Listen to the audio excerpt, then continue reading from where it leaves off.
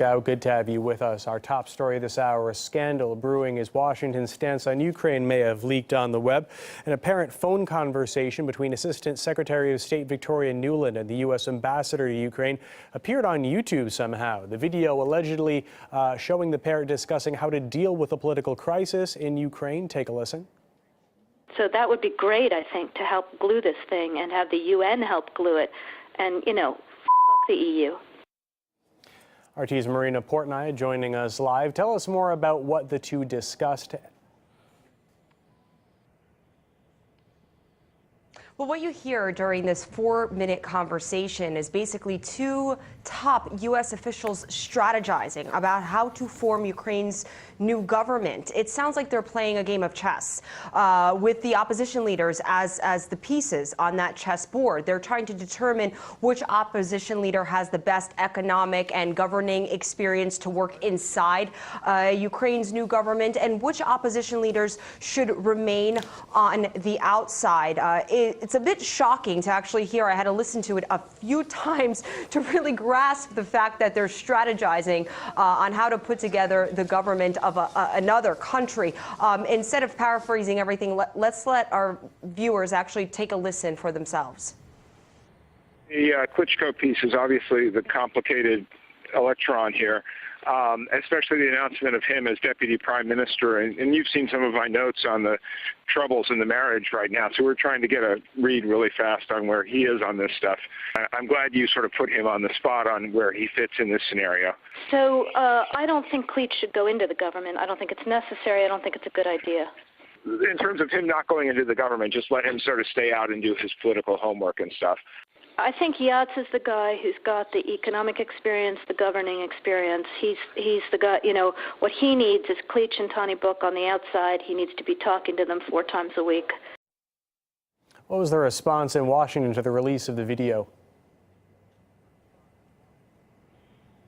Well, clearly this is a highly embarrassing situation for the United States, particularly because we've been hearing U.S. officials insist for so long that they're not involving themselves into Ukraine's internal circumstance. But for the spokesperson for the U.S. State Department, she had a pretty difficult day on Thursday. Jen Psaki was put in the hot seat by journalists. One after another, reporters kept asking her why U.S. officials are interfering in Ukraine's internal problems. At one point, a correspondent, if I'm not mistaken, I think she was from CNN, said point blank that the leaked conversation shows how the U.S. is attempting to construct a new government in a sovereign country and actually bringing officials in from the UN to seal the deal. Now, Psaki said that the leaked conversation has been misunderstood. She still maintains that the U.S. believes that it's up to the Ukrainian people to decide their future and determine their path.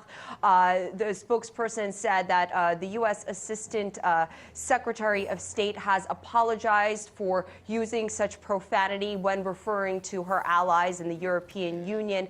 Ms. Psaki also tried to make somewhat of a joke when she was in damage control mode, when she was referring to the use of profanity when it came to Victoria Nuland, the Assistant Secretary of State. Let's take a listen.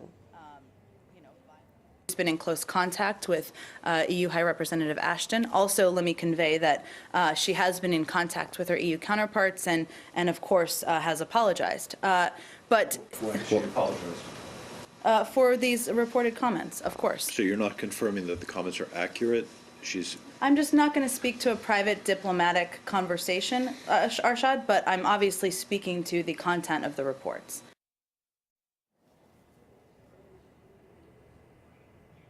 What's interesting is while the spokesperson for the State Department said that Ms. Nuland apologized for using such profanity during this conversation, she wouldn't confirm the authenticity of this conversation that was taking place of 2 U.S. officials strategizing on how to actually build a new government in Ukraine.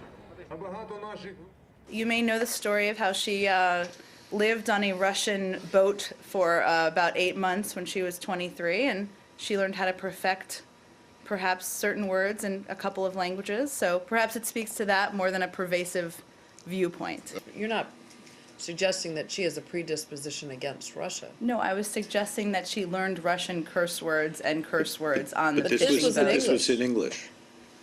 I was making a joke Oh, about her okay, learning okay. curse words on a fishing boat. Okay. There you see a U.S. spokesperson trying to make a joke out of a situation that is quite scandalous, quite embarrassing. Not sure if any high officials in Ukraine are laughing at this moment after they're hearing this leaked conversation on YouTube about, the United States strategizing on how to build a new government in a sovereign country.